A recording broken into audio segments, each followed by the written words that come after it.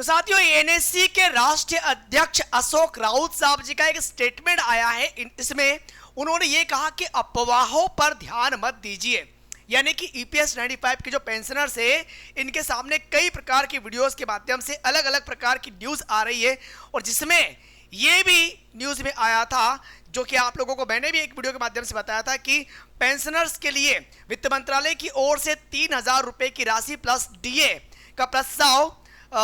प्रधानमंत्री कार्यालय की ओर गया हुआ है। अब इस पर विचार होने वाला है। ऐसे में इन्होंने ये कहा कि भाई इस प्रकार की बातों को लेकर के जितने भी पेंशनर्स है, ये अपना मनोबल कम मत करना, ऐसा कुछ नहीं होने वाला है। हमारी जो मांगे हैं 7,500 रुपए प्लस डीए प्लस मुफ्त चिकित्सा, इन मांगों को लेकर ही हम गवर्नमेंट के सामने इस प्रकार का आंदोलन करेंगे, और ये तब तक चलता रहेगा जब तक कि ये मांगे हमारी पूरी नहीं हो जाती है। क्योंकि इन मांगों को पूरा करवाने के लिए लगभग 10 से 12 साल हो गए, लगातार आंदोलन किए जा रहे हैं, लेकिन अब जाकर के अगर हम लोग 3,000 पर जाकर के रुक गए तो इतना जो हम लोगों ने संघर्ष किया, ये बस यूं ही फिजूल जाएगा, ऐसा इन्होंने स्टेटमेंट जारी किया है। हालांकि आप लोग जानते हैं कि जो 3,000 रुपए की बात प्लस डीए की बात हम लोगों ने की थी, इस प्रकार का प्रस्ताव वित्त मंत्रालय की ओर से प्रधानमंत्री कार्यालय की ओर गया था, और वहां पर यह बातें भी एनबीटी, खास करके एनबीटी न्यूज़पेपर में भी ये बात आई थी कि 3,000 रुपए, 7,500 रुपए नहीं बल्कि 3,000 रुपए प्लस डीए को लेकर के बात हो रही है, ताकि ईपीएस पेंशनर्स को इतनी राशि पेंशन के रूप में दी जाए। जो राशि पेंशनर्स को 1,000 रुपए के समथिंग मिलती है, उसे 3 गुना करने की बात हो रही थी कि भाई 3,000 रुपए की राशि प्लस में डीए हम लोग दे सकते हैं। लेकिन एनएससी के राष्ट्रीय अध्यक्ष अशोक राउत साहब ने यह क्लियर कर दिया कि नहीं भाई साहब, इन अफवाहों पर ध्यान मत दीजिए। हमारी जो मांगे हम उन पर अड़िग है, और गवर्नमेंट को हमारी मांगे माननी ही पड़ेगी। अदरवाइज अपोजिशन पार्टी, उनके सांसद, सभी लोग इनके सपोर्ट में, सुप्रीम कोर्ट इनके सपोर्ट में, अदर स्टेट के जितने भी खास करके कार्यकर्ता है वो इनके सपोर्ट में। इसके अलावा ऐसे कई कर्मचारी जो वर्तमान में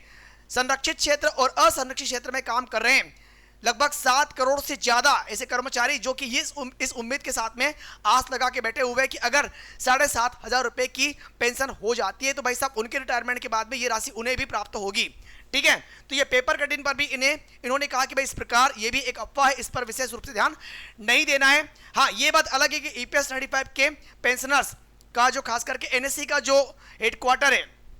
एनएससी का कार्यालय आपको महाराष्ट्र के बुल्ढाना में देखने को मिलता है, और वहीं पर यह बात भी क्लियर हुई थी कि 15 तारीख को प्रधानमंत्री मोदी जी वहां पर जाने वाले थे। लेकिन जो हालात वर्तमान में भारत और पाकिस्तान के बीच में हुए हैं, इन हालातों को देखते हुए एक बात तो क्लियर हो गई है कि भाई साहब, एक बात तो क्लियर हो गई कि आने वाले समय में, खासकर 15 मई की तो बात बहुत दूर है कि शायद ही इनका आना हो पाएगा यहाँ पर, क्योंकि इस बीच में जिस प्रकार से अशोक राउत साहब ने जो खासकर ईपीएस 95 के पेंशनर्स के लिए जो काम किया, इसकी सराहना करते हुए बेंगलोर में इन्हें सम्मानित किया गया, सीडी में इन्हें सम्मानित किया गया, और इसी प्रकार इन्होंने गुजरात में भी खास करके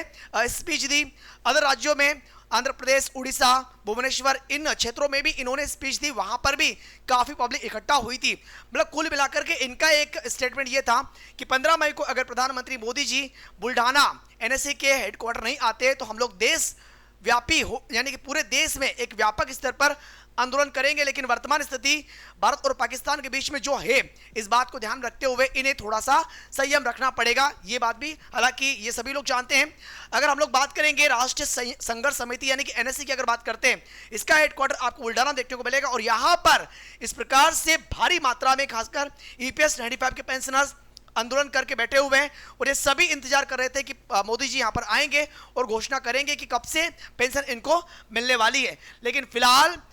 इंडिया और पाकिस्तान वॉर के चलते ये फिलहाल की स्थिति में संभव नहीं है उनका आना, थोड़ा संयम इनको बरतना पड़ेगा। लेकिन फिलहाल जो ये वाला स्टेटमेंट आया हुआ है, खास करके जो 3,000 रुपए की बात कही जा रही थी कि 7,500 नहीं बल्कि 3,000 दिए जाएंगे, ये एक प्रकार से इन्होंने कहा कि भाई साहब ये अफवाह है, हमारी जो मांग है 7,500 प्लस डीए प्लस मुफ्त चिकित्सा, हम उस पर अड़िग है, और ये मांग गवर्नमेंट को माननी पड़ेगी। तो इस प्रकार के स्टेटमेंट से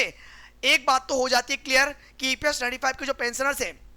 भाई, उनका मनोबल और बढ़ जाता है कि चलो कम से कम कोई तो है जो कि हमारे लिए इतने लंबे समय से लड़ता हुआ चला जा रहा है, और कहीं ना कहीं इनका जो विश्वास है डेफिनेटली वो विश्वास सही भी होगा। और यही रीजन है कि भाई साहब अभी तक जो संघर्ष किया जा रहा है, उनके सपोर्ट में पूरे ईपीएस 95 के पेंशनर्स मौजूद है। और हमारी बहुत शुभकामनाएं रहेगी आप लोगों के लिए कि जल्दी से जल्दी आप लोगों को ये पेंशन का पैसा मिलना प्रारंभ हो जाए, एक तिथि क्लियर हो जाए कि इस तारीख से आप लोगों को ये सारी सुविधाएं प्राप्त हो जाएगी।